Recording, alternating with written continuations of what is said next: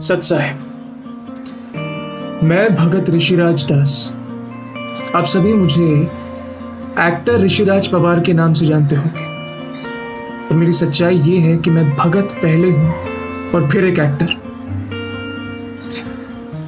2017 में मैंने संत रामपाल जी से नाम दीक्षा ली है और तब से मैं सत साधना और सत भक्ति करता हूं। आज ये वीडियो मैं इसलिए बना रहा हूं क्योंकि मैं आप सभी तक एक बहुत महत्वपूर्ण बात पहुंचाना चाहता हूं। वो रोग जिससे इस समय हमारा शहर, हमारा प्रांत, ये पूरा देश, ये पूरा संसार, ये पूरा विश्व पीड़ित है, त्रस्त है। उस कोरोना वायरस का इलाज इस समय केवल संत रामपाल जी महाराज जी के पास ही है। और ना ही केवल कोरोना वायरस, इसके जैसे असंख्य जानलेवा बीमारियां और सारे दुखों का इलाज भी एक ही है, सद्भक्ति और सत्साधना। हाँ, मैं जानता हूं आप सोच रहे होंगे कि 22वीं सदी का ये नौजवान इस समय में जब मेडिकल साइंस इतनी तरक्कियां कर चुका है, इतने मकामों पर पहुंच चुका है, तब सद्भक्ति की बात कर रहा है। पर हाँ दोस्तों, एक बात हम सभी को समझनी पड़ेगी कि कुछ चीजें मेडिकल साइंस, लॉजिक और प्रैक्टिकलिटीज से भी परे है। आपका प्रारब्ध आपके कर्मों से जुड़ा हुआ है, और जिस दुनिया में आप हम सब रह रहे हैं इस समय, वो दुनिया कालमयी और मायामयी है।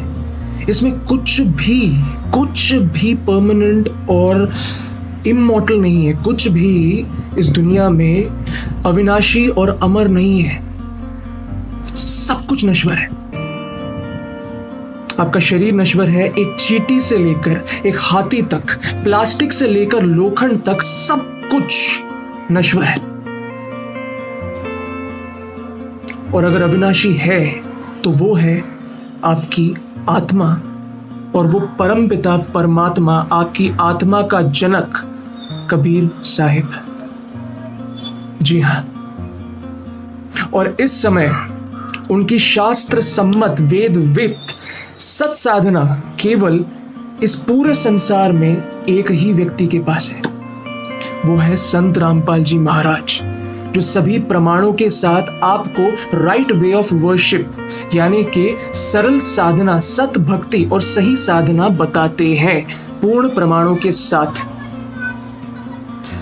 मेरी आप सभी से हाथ जोड़कर यह विनती है कि प्लीज सत साधना और सत भक्ति की तरफ भी अपना ध्यान ले जाइए, भक्ति कीजिए, अपने कर्म कटवाइए, क्योंकि इस संसार में आपके कर्म केवल आपकी आत्मा के जनक वो परमात्मा कबीर साहिब ही काट सकते हैं। तो भक्ति बहुत आवश्यक है।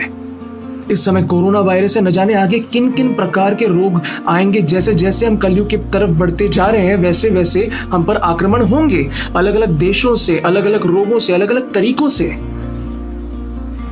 उनसे बचने के लिए केवल साइंस और मेडिसिन काम नहीं आएंगे।